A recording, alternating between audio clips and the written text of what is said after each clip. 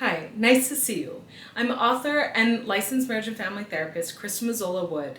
Today I'd like to speak with you about what exactly codependency is alongside its symptoms. First, I want to say if you find the topic of codependency a little confusing, you're not alone.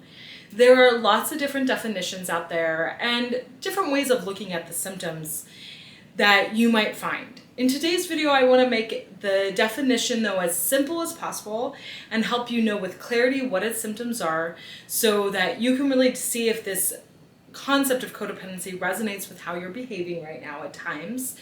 And then if so, we can move on to how to heal it. So firstly, codependency is when in your life you have this external focus of the world. Ideally, when we're interdependent, that's the healthy middle ground because we don't want to be too independent either. When we're interdependent, we have an internal focus first and foremost. This means that when we're living our life, we're thinking about what do I need, what do I want, what do I like, what are my values, and then we're engaging in relationships from this grounded place full of self-awareness, healthy boundaries, and we're open to negotiate and have intimate, safe relationships with other people. An example of this could be that I know for a fact that I want to see my family over the holidays, that's really important to me, and I know though that my partner, their family lives, somewhere else as well for the holidays. So we're going to have to negotiate around this. So as an interdependent person, I'm going to come to my partner, I'm going to let them know, hey, I really want to see my family, whether it's for Thanksgiving or Christmas. I'm flexible, but it is important that we make time to see my family this year for the holidays. And then they can say like what they need and we can negotiate from there. That's the ideal place where we're first rooted in what I need, what I value, what I want, and then we're negotiating from there. In codependency, however, sometimes we don't know what we want, or other times, which I find is a little bit more common, we might have an idea of what we want, but we're afraid of upsetting the other person, of burdening them, of upsetting them, pushing them away. And so we don't tell them what we want. We might say, well, hopefully they'll know that I want to see my family for the holidays, but I'm not going to tell them. I don't want to rock the boat. I don't want to seem too needy, whatever it might be. And then let's say we don't end up seeing my family for the holidays because I didn't assert myself. I didn't let my partner know what I needed.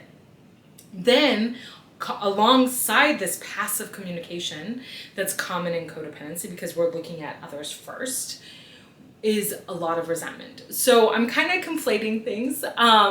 So first, let me just go back. Very simply, codependency is living your life with an external focus of the world rather than an internal one. You're more focused on what other people might want, like, need, or expect of you than you are focused on being authentic to yourself and living from a place of self-respect. So gaining other people's approval, pleasing other people, that's the fundamental definition of codependency, an external focus of the world.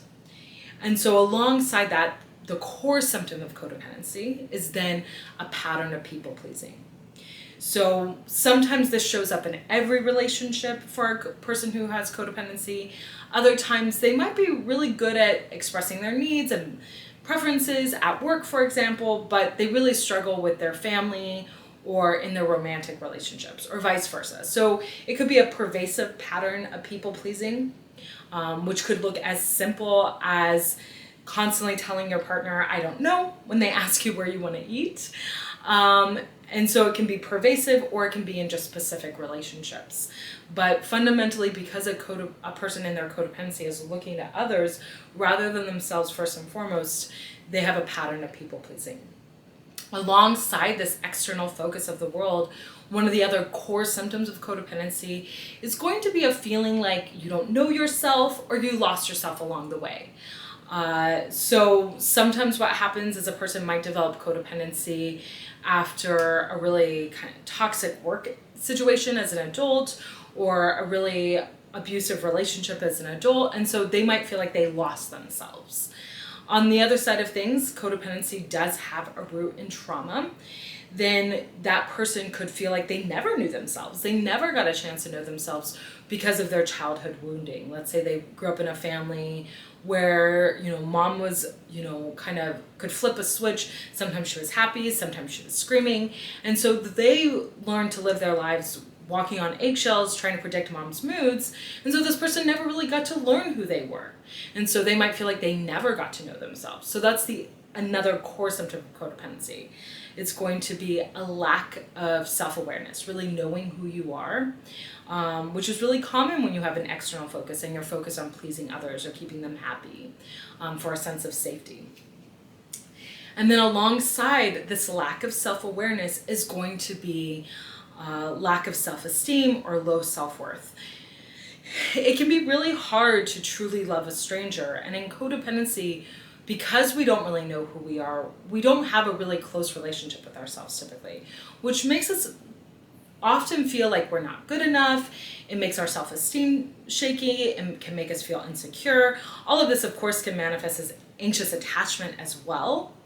And so from this place of having low self-esteem, you can see it creates this cycle then in our lives, this negative cycle where because I don't feel like I'm worth much, because I don't really know who I am, and I had a really chaotic childhood. Now I focus all of my energy on making other people happy. So I'm focusing on pleasing them. And because I'm constantly focusing on others, of course, I'm denying myself what I need and want, which leads to resentment, which makes me also feel like I'm not good enough. So as I please others because I don't feel good enough, but when I focus completely on other people, I continue to not feel good enough because my basic needs, wants, values, all of those important things in life are not being met or honored. And so it can become this cycle that can feel really hard to break out of.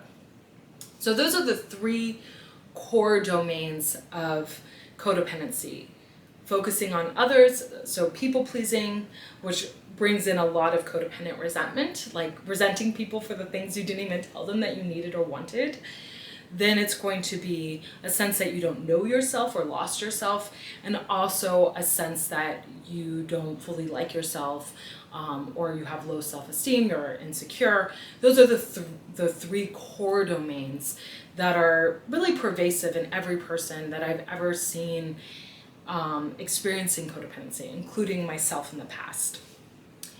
And then there's other symptoms that are kind of specific to different situations or people. They're not always going to happen, but they happen a lot of the time.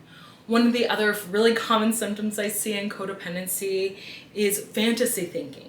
There can be this idea that, I really like this person, but they're unavailable, and so now I get caught up in the fantasy that if this person decides to commit to me, even though we're in a situationship, then I'm going to have worth and value. So when they pick me, when they commit to me, I'm going to matter. That's kind of fantasy thinking, because of course, reality is this person doesn't want a relationship, and that has nothing to do with your worth and value. Reality is also that there are already people out there who want a committed relationship, who would be excited to meet you and develop that with you. And also, no one person dictates your worth. You were born inherently valuable and worthy. Therefore, no person can give you worth that you already have. So all of this is a fantasy. It's an illusion.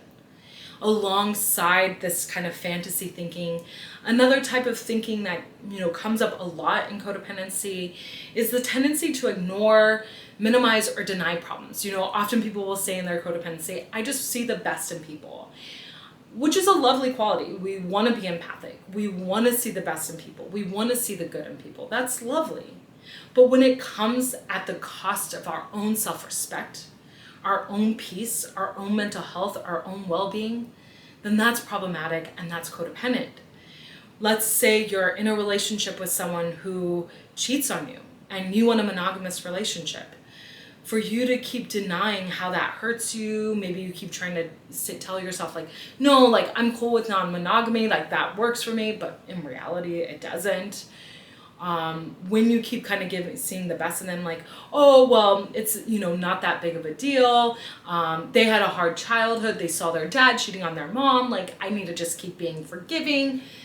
When you see the best in others, when you ignore reality, when you forgive other people at the cost of your own well-being, that's codependent. And so finally, one of the other core signs or symptoms of codependency are going to be communication issues. A lot of times with this people-pleasing focus of codependency, people are going to be passive. I don't know where I want to go eat, or I don't really care, like we can see our family again for the holidays, even though I actually want to see mine.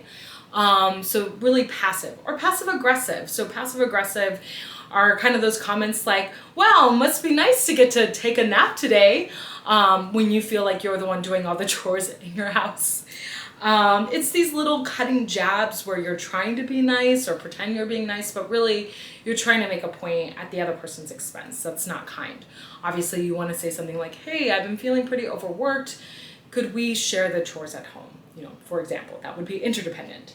Or another thing that really happens in codependency is they'll be passive or passive aggressive. They're stuffing what they think, what they feel, what they need. And then finally they get so filled with resentment and anger that they'll explode. They will become aggressive. They'll attack someone. They'll criticize them relentlessly. Maybe they'll yell at them. I've heard people tell me, like, I become someone I don't recognize. Like, I don't know who I am when I explode on my partner like that. But that's from the codependent stuffing of your needs and wants. And then sometimes when people explode in their codependency, they even feel like they feel righteous in that. They feel like, well, they weren't, meeting my needs all along, so I had to tell them like it was. I had to tell them like it is. Yes, you have a right to your anger and you have a right to your needs, but in interdependency, you have the responsibility to communicate with people directly and kindly. You have the responsibility to be a safe person for other people too in interdependency, not just get your needs met. It's not codependent or independent. One, my way or the highway or all your way. We got to find a way to say, let's each find a way to get our needs met. Let's find a way to get our ways met together. And so fundamentally, codependency is this external focus of the world. Where you really live consistently, focusing on others, pleasing others, keeping quiet about your needs typically, whether you know them or not, and not knowing them is also common because you do lose touch with yourself. And as I'm describing the core issues of codependency, the core symptoms, and what codependency exactly is, you've probably been listening along with this sense of like, no, actually that's not me, or, which is incredibly common, you're probably listening and going, oh, I really relate to a lot of what you just said. If you relate to the signs and symptoms of codependency from my video or other videos you've watched, or maybe my books or other books you've read, please know that the most important thing is if this concept resonates with you. We want to figure out what exactly we're kind of working with in our lives, name it to tame it. Once you know that you might be experiencing codependency, then there's many resources out there that kind of outline the recovery path. How do you heal?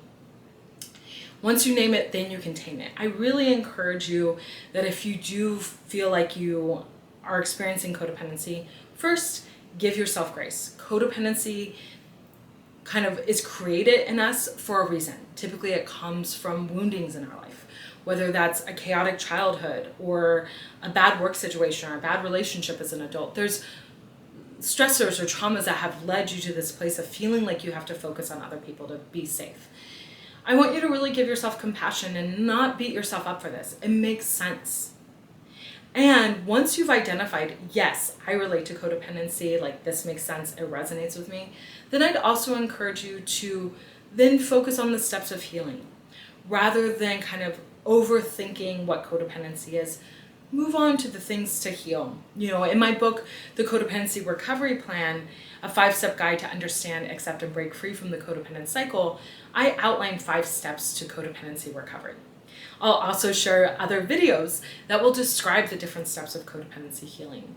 But there are many resources, my books in the description, my blog, which is in the description, that outline codependency healing. So first and foremost, please understand it existed for a reason. And if you resonate with the concept of codependency, okay, wonderful, name it to tame it, now you can heal. And there's many resources for that.